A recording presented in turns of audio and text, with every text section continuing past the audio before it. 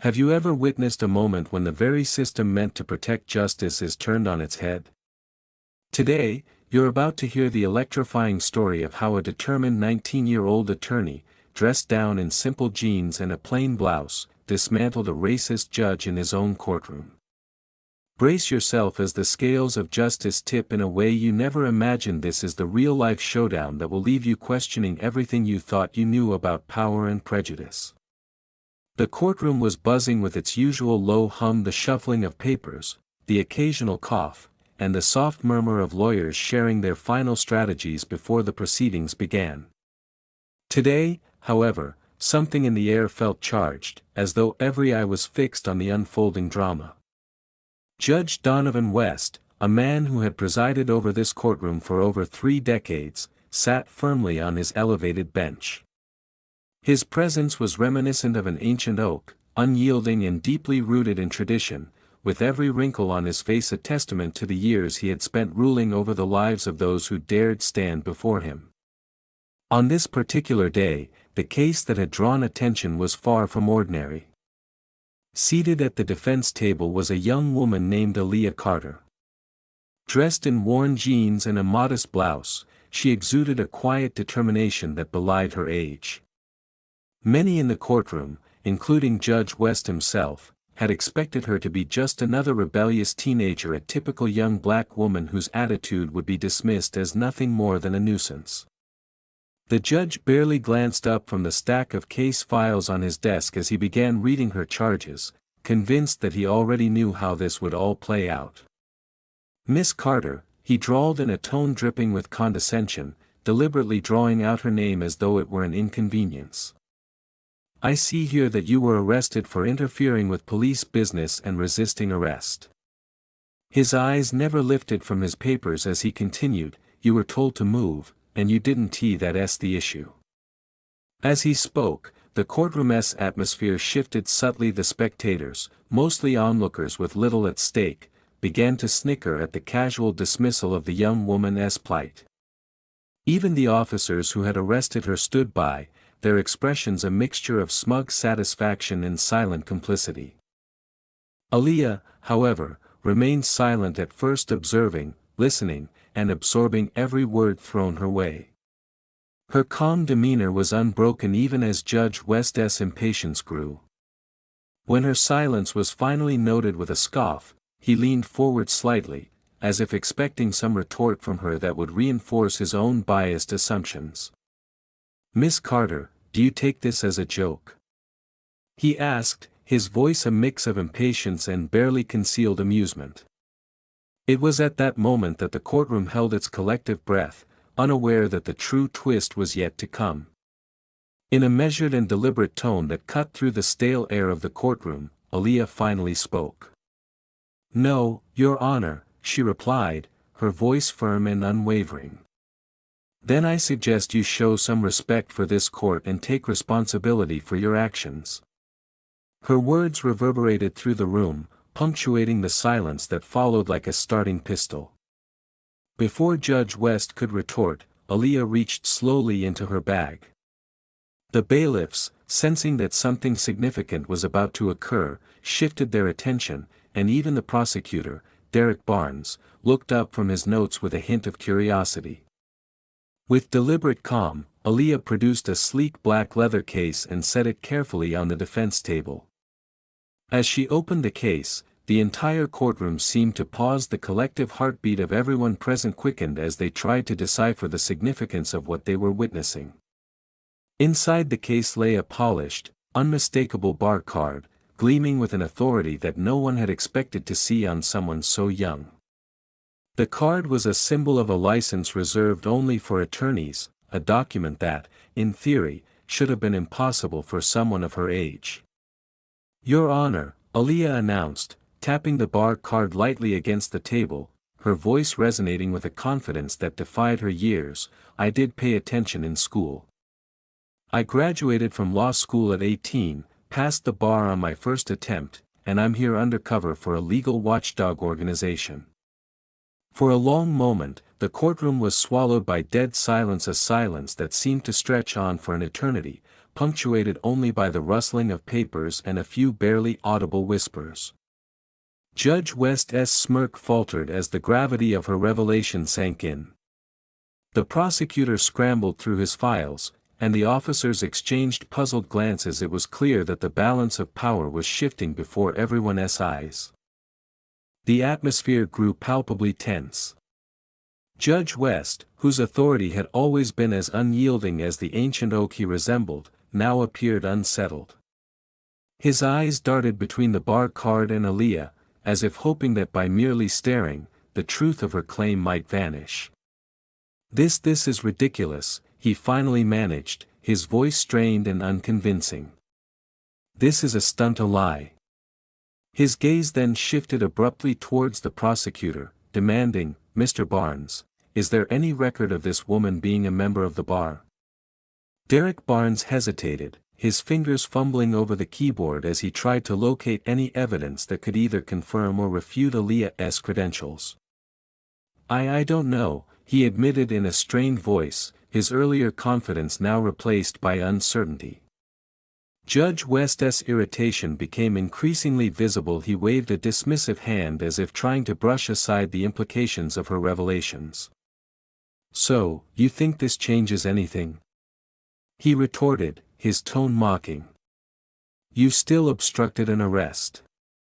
His words were met with a collective murmur from the audience, a murmur that grew louder as the layers of his argument began to crumble. Aaliyah leaned forward slightly, her eyes locking onto the judge's with a calm intensity that belied the storm that was gathering inside her. Your Honor, if I may, she said, reaching once again into her bag with measured deliberation. From it, she extracted a thin folder and placed it squarely on the table in front of her. This folder contains the body cam transcript from the officers who arrested me. It clearly shows that I asked a single, lawful question. There were no threats, no obstruction, just a question. The room fell even quieter, the only sound the soft shuffling of documents as the folder made contact with the table. One of the bailiffs, momentarily caught in a stasis of disbelief, picked up the folder and handed it over to Judge West. The judge snatched the folder with a mix of indignation and dread, his eyes scanning the first few lines with increasing tension. As he read, his jaw tightened perceptibly, and a hush fell over the courtroom. Aaliyah continued in a steady, unwavering voice, the Supreme Court has ruled that speech alone does not constitute obstruction unless it directly interferes with law enforcement actions. Asking a question is not a crime. Her words were precise, each syllable calculated to dismantle the judge's authority piece by piece. She then added, in the case of Houston versus Hill, the court held that individuals have the right to verbally challenge police officers without fear of arrest. I can provide additional case references where officers were found to have unlawfully detained civilians simply for speaking their minds. Her assertion sent ripples through the courtroom. The murmurs intensified, and even the usually stoic officers appeared to lean in, eager to witness the unraveling of a long-entrenched system. Judge West's face darkened as he turned back to Derek Barnes, whose hands still hovered uncertainly over his keyboard. Well, Mr. Barnes, the judge barked, his tone increasingly desperate, she is a licensed attorney, her credentials check out. Yet, the confirmation did little to quell the growing tide of discontent. The courtroom had transformed into a battleground of ideologies, where the once absolute power of the bench was now being openly questioned. Determined to regain control of the proceedings, Judge West cleared his throat and attempted to assert his authority once more. This is a courtroom, not a media circus. Miss Carter, you have come in here, disrupted my court, and expect me to. His words were abruptly cut off by Aaliyah, who rose from her seat with a calm dignity that silenced even the most skeptical onlookers. Your Honor, she said, her tone even and resolute, I expect you to dismiss my case because the law requires you to do so. The words I speak are not intended to challenge your authority, they are intended to uphold the law. Her declaration was like a blow, reverberating through the room with the force of undeniable truth. As the tension reached a fever pitch, Aaliyah stepped closer to the defense table, her eyes never leaving Judge West's. Furthermore, she continued, her voice dropping to a near whisper that nonetheless commanded the attention of every person present, I have been reviewing transcripts of your past rulings. A troubling pattern has emerged, a pattern of sentencing disparities that cannot be ignored. With deliberate calm, she reached into her bag once more and produced a thick stack of documents, placing them on the table with a soft thud that resonated like a drumbeat of impending change. The documents spoke for themselves. Aaliyah began to outline the discrepancies. Over the past 10 years, for defendants charged with similar offenses, white individuals had consistently received more lenient sentences than their black counterparts. In one instance, a white college student arrested for disorderly conduct and resisting arrest had his charges dismissed on the grounds of youthful indiscretion. Yet, a black high school senior, arrested under the same circumstances, had been sentenced to 60 days in county jail. In another case involving possession of marijuana on a first offense, a white defendant was ordered probation while a black defendant received a staggering 3-year sentence. With each example, the courtroom grew more restless, the murmurs swelling into a collective outcry against the blatant injustice. Judge West's composure was beginning to crack. His hands trembled as he gripped the arms of his chair, the evidence laid out in front of him threatening to expose years of unchecked bias and systemic injustice. This is not relevant to today's hearing, he finally snapped, his voice rising in anger. If you intend to rule against me, then you're merely adding another case to my record. But Aaliyah was relentless. On the contrary, Your Honor, she said smoothly, these are the very cases that have defined your tenure on this bench. They are not only relevant, they are damning. The weight of her words seemed to suspend time itself in the courtroom. A journalist in the back hurriedly lifted their phone, ready to capture every detail of this unfolding drama, while the bailiffs exchanged uneasy glances. Derek Barnes, now visibly shaken, fumbled through his notes as if searching for a shred of evidence that might restore order. But the more he searched, the more it became clear that the foundation of Judge West's authority was crumbling under the scrutiny of hard facts and undeniable legal precedent. Unable to hide his mounting frustration, Judge West's voice cracked as he attempted to retake control of the proceedings. This is not a trial against me, he roared, his words bouncing off the walls in a futile bid for dominance. I have served this court faithfully for 30 years. His voice, once commanding, now wavered with desperation. You come in here, disrupt my court, and think that because you believe yourself to be smarter, you can dictate the outcome. This is highly inappropriate. His outburst, intended to intimidate, only served to further galvanize the courtroom. Aaliyah's eyes burned with a quiet intensity as she stepped even closer to the judge, her tone measured and direct. Your Honor, I expect you to dismiss my case because the law demands it. But more than that, I am here to address the larger issue at hand, the systematic bias that has allowed you to deliver discriminatory sentences for far too long. She paused, letting her words sink in. You have not just obstructed justice, you have stolen futures, torn families apart, and played God with the lives of the most vulnerable among us. At that moment, the courtroom erupted into a cacophony of whispers, gasps, and murmurs. Every eye was fixed on Judge West, whose once imposing demeanor now seemed fragile and diminished. The silence that followed was thick with anticipation, as if the very air had become charged with the promise of imminent change. Derek Barnes, his face pale and drawn, shifted uncomfortably in his chair as he struggled to reconcile the evidence before him with the reality of the courtroom. Aaliyah's next words cut through the tension like a knife. I have also filed a formal complaint with the Judicial Conduct Board. In the last month alone, multiple attorneys have come forward alleging bias in your rulings. My case has been flagged as part of their review, and the evidence I have presented today will be formally submitted for investigation.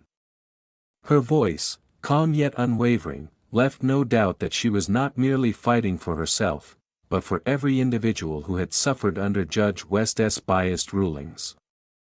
The impact of her words was palpable. The entire courtroom seemed to lean in as she continued, for every white defendant who received leniency, there is a black defendant who has been unjustly punished. The data is irrefutable, a pattern of sentencing disparities that defies logic and decency. Her eyes scanned the room, meeting the gaze of each person present as if daring them to challenge the truth of her claims. Judge West's face reddened with a mixture of anger and humiliation. His grip on his gavel tightened until his knuckles turned white, yet he did not strike it. Instead, he remained frozen, his authority slipping away with every passing second. "This is not a trial against me," he repeated, his voice barely concealing the tremor of fear.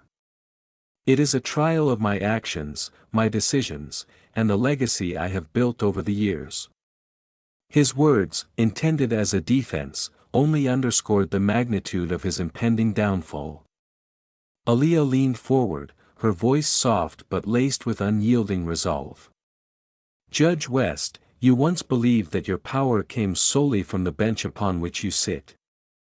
But the law does not derive its strength from your seat, it derives its strength from truth, fairness, and justice." She paused, her eyes locked onto his, challenging him to respond. The Judicial Code of Conduct clearly states that a judge must act in a manner that promotes public confidence in the integrity and impartiality of the judiciary. Yet your record tells a different story, a story of bias, injustice, and systemic failure. For a long, breathless moment, the courtroom held its collective breath. Then, with a voice that trembled with both fury and despair, Judge West slammed his gavel down. "You are out of line," he thundered, his voice echoing through the room. "You may pound that gavel as hard as you want, but it will not change the fact that you are disrupting my court." His words, however, fell on deaf ears. Aaliyah turned her gaze toward Derek Barnes, her voice softening only minutely as she addressed him. "Mr. Barnes, as the prosecutor, you have the discretion to drop these charges right now. The evidence is clear, the cameras are rolling, and the truth is undeniable." Barnes's face went pale as he realized that his once secure position was now untenable. His fingers hovered over the keyboard, and after a long, agonizing moment of silence, he finally exhaled sharply. "The prosecution withdraws all charges, Your Honor," he announced in a voice devoid of its former authority. In that instant, the courtroom exploded into a flurry of gasps, murmurs, and the frantic clicking of keyboards as reporters scrambled to capture the historic moment. Judge West's face drained of all color, his eyes wide with disbelief as he clutched his gavel, now nothing more than a symbol of a power that had evaporated before him. The atmosphere was electric, a mix of vindication, outrage, and anticipation for the change that was undeniably underway. Aaliyah took a slow, deliberate step toward the center of the courtroom, her presence commanding attention. For years, she declared, her voice resonating with both authority and empathy, men like Judge West have hidden behind their robes, convinced of their invincibility while systematically delivering unjust sentences that have ruined lives. Today, that system is being forced to answer for itself. She paused as the gravity of her words settled over the room. "I did not come here for fame or recognition, I came here to do what the law allows every citizen to do, to challenge injustice wherever it may be found." As her words echoed through the chamber, the reality of the situation began to sink in for everyone present. The once mighty Judge West now appeared small and vulnerable, a relic of a bygone era whose time had finally come to an end. His eyes, which had once sparkled with the confidence of unchecked power, now darted nervously around the room as he attempted to muster any semblance of control. A journalist near the back of the courtroom, sensing the historic significance of the moment, began firing off questions into their phone, their fingers flying across the screen as they prepared to document this turning point in legal history. Meanwhile, the bailiffs, who had so far maintained a stoic silence, shifted uneasily as if they too recognized that the very foundation of the courtroom was crumbling. Even Derek Barnes, still reeling from the fallout, looked as though he wished he could disappear into the shadows of his own guilt. Unable to ignore the evidence any longer, Judge West's voice faltered as he attempted one last time to assert his authority. "This is not a witch hunt," he muttered, though his words carried the unmistakable timbre of defeat. "I have served this court faithfully for 30 years. This is a mistake, a gross misunderstanding of the law." His protest, however, was drowned out by the mounting whispers of the crowd and the undeniable weight of the evidence laid before him. Aaliyah, with a steely resolve that belied her tender years, stepped closer to the judge once more. "Judge West," she said, her tone deliberate and commanding, "you have stolen futures and broken families. Your record is marred by discrimination, and your actions have betrayed the very principles of justice. I wonder, how many lives have been shattered because you believed you were above the law?" Her words struck the room like lightning, eliciting a stunned silence that was quickly replaced by an outpouring of murmurs and sympathetic nods from the gathered crowd. At that moment, a new voice emerged from the back. A journalist, emboldened by the unfolding drama, called out, "Miss Carter, did you expect this outcome today? How long have you been investigating Judge West's rulings?" The question, though directed at her, resonated with the unspoken curiosity of everyone present. Aaliyah paused, her eyes softening for a moment as she regarded the assembled crowd, and then she continued, "I did not set this up. I simply did what the law permits a citizen's right to challenge injustice." Her calm declaration was met with a surge of applause from those who had long been silenced by systemic injustice. As the tension in the courtroom began to ebb, the evidence of Judge West's misconduct could no longer be ignored. The State Commission on Judicial Conduct, already monitoring his case, had enough proof to initiate immediate action. The doors at the back of the courtroom swung open with a sense of finality, and two uniformed officials strode in purposefully. One of them, with a booming voice that commanded attention, declared, "Judge Donovan West, due to the ongoing investigations into multiple judicial complaints, you are hereby placed on immediate suspension pending further review." The announcement sent shockwaves through the room. Reporters surged forward, their cameras capturing every moment as Judge West's face turned ashen. The power he had wielded for decades was now reduced to a crumbling relic, and his authority, once unquestionable, was now nothing more than a formality.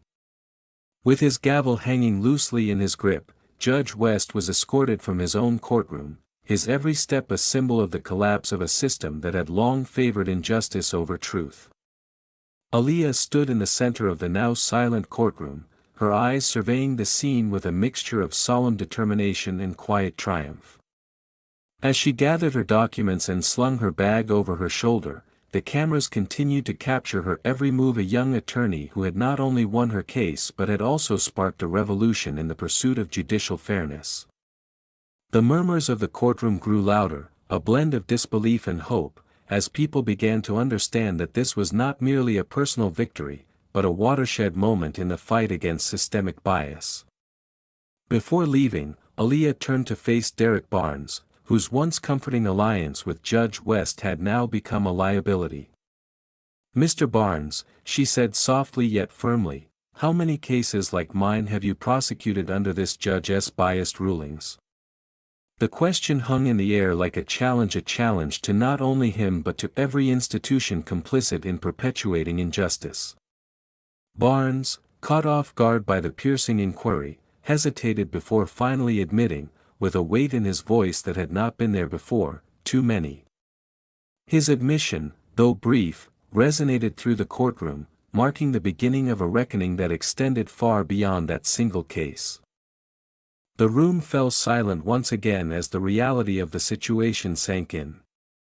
Judge West, now stripped of his once absolute power, watched helplessly as the consequences of his decades-long bias unfolded before him. The courtroom, which had once been his domain, had transformed into a stage for accountability, where every word spoken by Aaliyah was a strike against the injustice that had been allowed to persist for far too long. With one final, deliberate step, Aaliyah moved toward the exit.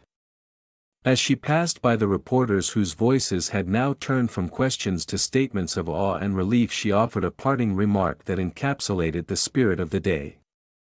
For years, judges like you have hidden behind your titles and your robes, convinced that you are untouchable. But today, the law has spoken. Today, justice is on our side. Her words, delivered with an intensity that left no room for doubt, were met with a mixture of cheers and reflective silence. Outside the courthouse, as the brisk afternoon air mingled with the remnants of the charged atmosphere, Aaliyah paused for a moment. Reporters swarmed around her, their microphones thrust forward as they clamored for a comment. With a calm yet assertive demeanor, she addressed them, "I did not orchestrate this moment. I simply exercised my rights as provided by the law. Today is not about me, it's about every individual who has ever been denied justice. Today, we have shown that no one is above the law." Her words, direct and unyielding, left an indelible mark on everyone who heard them. In the midst of the chaos, Aaliyah's eyes caught a familiar face in the crowd, a woman standing apart from the frenzied reporters, her arms folded tightly over her chest. It was Ivy Monroe, the sister of a young man who had once been given a harsh sentence under Judge West's biased rulings. Their eyes met, and in that silent exchange, an unspoken acknowledgement of shared pain and hope passed between them. Ivy nodded once, a small but potent gesture that spoke volumes about the change that was now inevitable. As the scene continued to unfold, Aaliyah's phone vibrated incessantly with messages of support, gratitude, and even offers to help take the fight for justice further. Among the many messages, one in particular caught her attention, a message from an unknown number stating simply, "We should talk. I have something you'll want to see." For a brief moment, time seemed to stand still as she absorbed the weight of those words, the promise of new allies and fresh evidence that might propel the movement even further. Yet, even as the initial shock of the day began to fade, the impact of what had transpired in that courtroom resonated deeply. Aaliyah knew that the battle was far from over. While Judge West's suspension marked a significant victory, it was only the beginning of a broader movement to root out injustice from a system that had long been riddled with prejudice. Every document presented, every statistic cited, and every personal story shared that day was a testament to the resilience of those who had been marginalized and silenced for far too long. Before the day drew to a close, Aaliyah took one final look back at the courthouse, a building that had witnessed decades of unchecked power, now poised on the brink of transformation. With a quiet determination, she whispered, "This is just the beginning." And with that, she walked away, leaving behind a courtroom that would forever be remembered as the stage upon which the scales of justice were finally balanced.